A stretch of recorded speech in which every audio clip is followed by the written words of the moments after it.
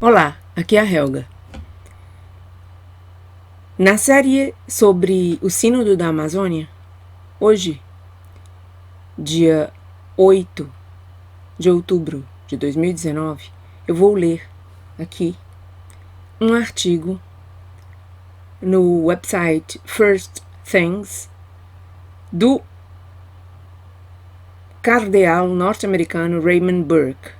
Na verdade, não é um artigo, é uma entrevista feita a ele por Zohrab Ahmari, que é um jornalista do, se eu não me equivoco, do New York Times, não, do New York Post.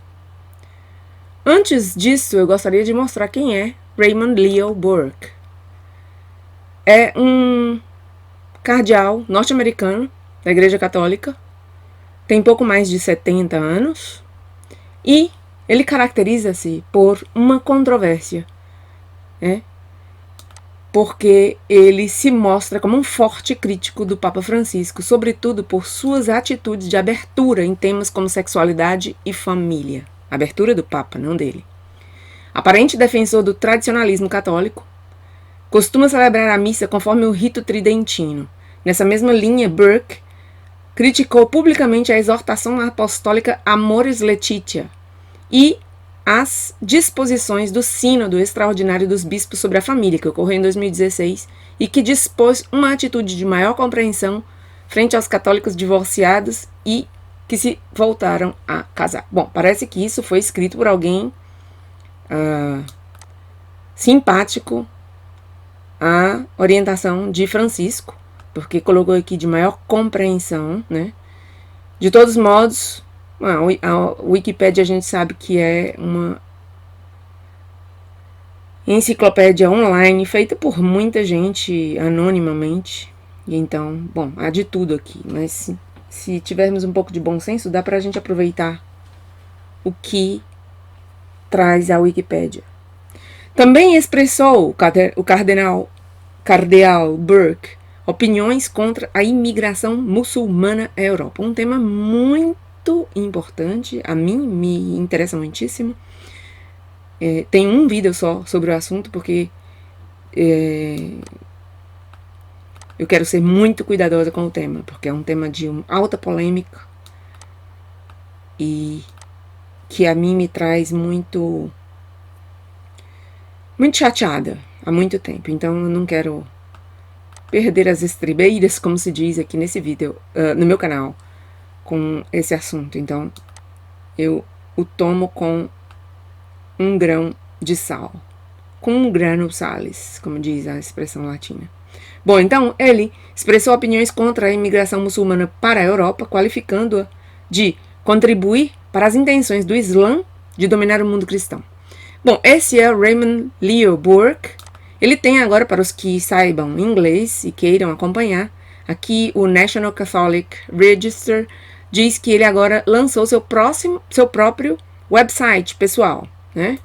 Muito interessante, para os que querem seguir, aqui está a página do cardeal Burke. Começou a leitura, então. O artigo intitula-se Um ataque alemão ao senhorio de Cristo.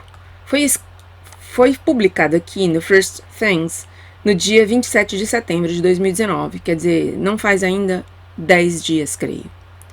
E diz o seguinte: meio milênio após a reforma, os alemães estão causando problemas novamente para a Igreja Romana. Desta vez, os bispos católicos da Alemanha decidiram refazer a Igreja à sua própria imagem liberal. É interessante notar aqui que liberal, em inglês, e para o mundo anglo-saxão, significa mais à esquerda do espectro político. Então, ele está dizendo aqui que os bispos católicos da Alemanha decidiram refazer a Igreja à sua própria imagem de esquerda, né? Progressista. O episcopado alemão adotou essa semana uma estrutura estatutária para dirigir sua próxima Assembleia Sinodal. A agenda incluirá a revisão dos ensinamentos da Igreja sobre moralidade sexual, o papel das mulheres nos serviços e ministérios da igreja, a vida e a disciplina sacerdotal e a separação de poderes no governo da igreja. E, para que não haja dúvidas sobre a direção que a maioria pretende tomar nessas áreas, os bispos redigiram os estatutos com o Comitê Central dos Católicos Alemães, um grupo leigo que defende a ordenação das mulheres, o fim do celibato sacerdotal e várias outras concessões à revolução sexual. Só uma parte aqui, essa é a introdução feita pelo entrevistador, Zohrab Ahmari, que, como eu dizia, é um jornalista que escreve para o The New York Post. Seguimos. O cardeal Burke está sempre se referindo ao sínodo da Amazônia e dos alemães. Vou ter que voltar, infelizmente, porque fiz esse à parte. Esses movimentos encontraram severa desaprovação por parte de um amplo espectro de opinião eclesial em Roma. O Papa Francisco pediu aos alemães que se concentrassem na evangelização em seu sínodo. A Congregação para os Bispos descreveu o caminho sinodal vinculante da Alemanha como inválido. O processo, e agora é uma parte meu, o processo sinodal obrigatório foi anunciado pela primeira vez pelo cardeal Reinhard Marx, chefe da Conferência Episcopal Alemã, no início deste ano de 2019. Segue. E os prelados tradicionalistas da igreja, principalmente o cardeal Raymond Leo Burke, estão em pé de guerra em resposta ao processo alemão, bem como ao próximo sínodo dos bispos para a região panamazônica, também fortemente conduzida pelos alemães. Quais são os riscos, os desafios para a igreja e o evangelho? Pode-se parar os processos alemão e amazônico? Para descobri-lo, sentei-me na mesa na semana passada com o cardeal Burke em seu apartamento, perto da Praça de São Pedro, no Vaticano. A entrevista resultante foi editada por motivos de tamanho e de clareza. Então aqui, vamos ver a pergunta de Zohrab Ahmari. Eminência, o caminho sinodal, o caminho sinodal vinculante dos bispos alemães está conectado ao próximo sínodo da Panamazônia? Responde o cardeal Burke. Ele diz: eles estão muito conectados. De fato, vários dos grandes defensores do documento de trabalho do Sínodo da Amazônia são bispos e sacerdotes alemães. E alguns bispos da Alemanha têm um interesse incomum neste sínodo da Amazônia. Por exemplo, o bispo Franz Joseph Overbeck, de Essen, disse, ele, que nada será o mesmo após o processo do sínodo da Amazônia, tão completamente alterada será a igreja, em sua opinião. Então pergunta o entrevistador: o caminho sinodal da Alemanha é eclesialmente válido? Responde o cardeal Burke: não é válido. Isso deixou-se muito claro. Na carta aos bispos alemães, o cardeal Marc Ouellet, da Congregação para os Bispos, disse aos alemães que eles estão realizando um processo que está basicamente fora da igreja. Em outras palavras, tentando criar uma igreja de acordo com sua própria imagem e semelhança. Na minha opinião, esse caminho sinodal da Alemanha precisa ser interrompido antes que maiores danos sejam causados aos fiéis. Eles já começaram isso e insistem que não pode ser interrompido. Mas estamos falando sobre a salvação das almas, o que significa que precisamos tomar todas as medidas que sejam necessárias. O entrevistador: o que está motivando o impulso dos bispos alemães, tanto em seu próprio país quanto na Amazônia? Resposta do cardeal Burke: os bispos alemães acreditam que agora podem definir a doutrina, o que é falso. Caso contrário, acabaríamos com um grupo inteiro de igrejas nacionais, cada uma com suas próprias preferências em relação à doutrina e disciplina. A catolicidade da Igreja Católica é exatamente o que está em risco. A Igreja Católica é uma igreja que tem uma fé um sistema sacramental e uma disciplina em todo o mundo e, portanto, nunca pensamos que cada parte do mundo definiria a igreja de acordo com culturas específicas. Isso é o que está sendo sugerido nesse documento de trabalho da Amazônia e Alemanha. Continua o cardeal Burke. Eles dizem que a região amazônica é uma fonte de revelação divina e, portanto, quando a igreja vai lá em sua capacidade missionária, né, ela deve aprender com a cultura. Isso nega o fato de que a igreja traz a mensagem de Cristo, que sozinho é a nossa salvação, e direciona essa mensagem para a cultura, e não o contrário. Portanto, sim, haverá elementos objetivamente bons na cultura, na medida em que consciência e natureza apontam para a revelação. Há coisas na cultura que responderão imediatamente aos ensinamentos da igreja, mas haverá outros elementos que devem ser purificados e elevados. Por quê? Porque somente Cristo é a nossa salvação. Não nos salvamos individualmente ou como sociedade. É interessante isso porque eu vejo muita gente, não só nas redes sociais como fora delas, dizendo que a salvação é individual. É uma falsa compreensão do tema. Continua o entrevistador. Mas os proponentes do processo amazônico dizem que há muitos poucos padres na região amazônica. Responde o cardeal Burke. Então, precisamos cultivar padres para as missões. E, em segundo lugar, precisamos cultivar vocações entre os próprios povos nativos. Eu visitei o Brasil em junho de 2017 e estava visitando com um arcebispo que tinha sido bispo na Panamazônia por mais de uma década. Fiz essa pergunta diretamente a ele, porque já havia conversas então, naquela época, sobre relativizar os ensinamentos da igreja sobre o celibato para recrutar mais padres. E ele me disse que, enquanto era bispo, dedicou-se especialmente ao desenvolvimento das vocações e havia um bom número de vocações. Ele disse, muito claramente, não é verdade essa noção de que as pessoas nessa região não entendem a continência perfeita. Aqui ele está falando sobre continência perfeita no sentido de conter-se o estado de celibato, né, de não ter relações sexuais. Voltando, então diz o cardeal Burke que aquele bispo da região panamazônica disse para ele que não é verdade essa noção de que as pessoas nessa região não entendem a continência perfeita exigida dos padres ou não respondem a ela. Isso não é verdade de modo algum. Ele disse, se você os ensina sobre o celibato do próprio Cristo e, portanto, sobre a adequação de que seus sacerdotes também sejam celibatários, eles certamente podem entender isso. Os povos da Amazônia, e aqui fala o cardeal Burke para o entrevistador, são seres humanos como você e eu, e eles podem ordenar suas vidas com a ajuda da graça de Deus. Pergunta o entrevistador, ou afirma. Uma observação mais importante feita pelos defensores dos processos alemão e amazônico é que as condições da modernidade são simplesmente difíceis demais para sustentar o ensinamento moral da igreja e sua disciplina, seja envolvendo o celibato sacerdotal ou o divórcio e o novo casamento para os leigos.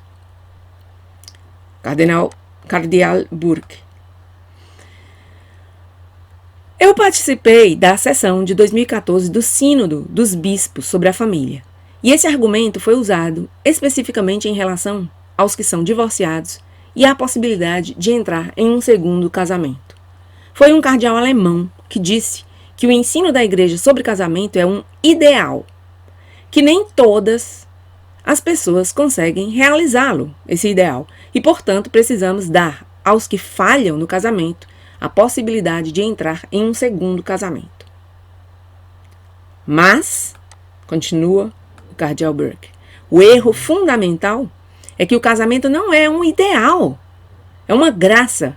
O casamento é um sacramento e aqueles que se casam, mesmo os seres humanos mais fracos, recebem a graça de viver de acordo com a verdade do casamento.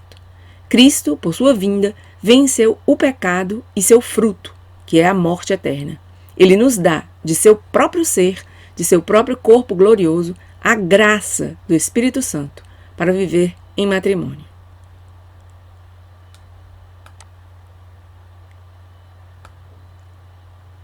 Deus nos dá graça, se somos casados ou celibatários.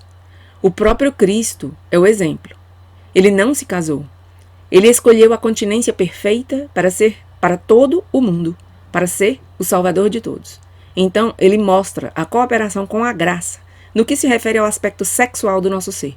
Portanto, o clero celibatário também é um tremendo incentivo para os casados. Porque também não é fácil ser casado. Não é fácil ser fiel. Também não é fácil para ninguém dar sua vida inteira, casar-se até que a morte nos separe. E da mesma forma, não é fácil abraçar a graça da procriação. Portanto, há esse grande mistério da graça divina em nossas vidas, e é disso que se sente falta aqui. Há uma influência muito forte aqui do idealismo alemão, das noções historicistas hegelianas, de Hegel, o filósofo alemão. Pergunta do entrevistador. Mas nossa cultura hipersexualizada não torna muito mais difícil aderir aos ensinamentos morais da igreja? Às vezes, acho que os grandes santos tiveram muito mais facilidade porque foram enclausurados ou porque, quando saíram para o mundo, não foram confrontados com uma atmosfera tão completamente pornográfica.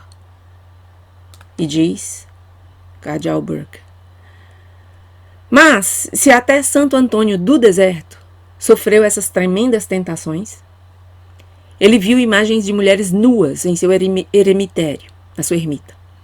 Uma das nossas dificuldades na vida é que, às vezes, nós nos permitimos ver coisas pecaminosas. Esse é o grande mal da pornografia. Vemos imagens que permanecem conosco e continuam sendo fontes de tentação mais tarde. Mas em tudo isso, Deus nos dá a graça de combater essas tentações. São Paulo diz no início da carta aos Colossenses: regozijei-me em completar em meu corpo o que falta nos sofrimentos de Cristo. Não é que exista algo que esteja faltando nos sofrimentos de Cristo, diz o Cardeal Burke, mas é que precisamos nos unir, nós mesmos, a eles, aos sofrimentos de Cristo. Né? Esse é o mistério. Muitos hoje, devido aos avanços da ciência e da tecnologia, pensam que a vida deveria ser sempre mais fácil e mais conveniente. E eles trazem essa mentalidade para dentro da igreja. Portanto, se há algum ensinamento difícil, eles simplesmente dizem: bem, isso não pode estar certo. Deve estar certo é fornicar ou qualquer outra coisa. Continua o entrevistador. Eminência, passemos às estruturas legais envolvidas. O que é um sínodo? Qual é o seu status legal ou canônico dentro das estruturas da igreja? Responde o cardeal. O conceito sempre esteve aí. O conceito fundamental de um sínodo era reunir representantes do clero e dos leigos para ver como a igreja poderia ensinar com mais eficácia e aplicar sua disciplina com mais eficácia. Os sínodos nunca tiveram nada a ver com a mudança de doutrina ou com mudança de disciplina. Tudo era para ser uma maneira de promover a missão da igreja. A definição de um sínodo é baseada na verdade de que todo católico, como verdadeiro soldado de Cristo, é chamado a salvaguardar e promover as verdades da fé e a disciplina pela qual essas verdades são praticadas. Caso contrário, a assembleia solene de bispos no sínodo trairia a missão do sínodo.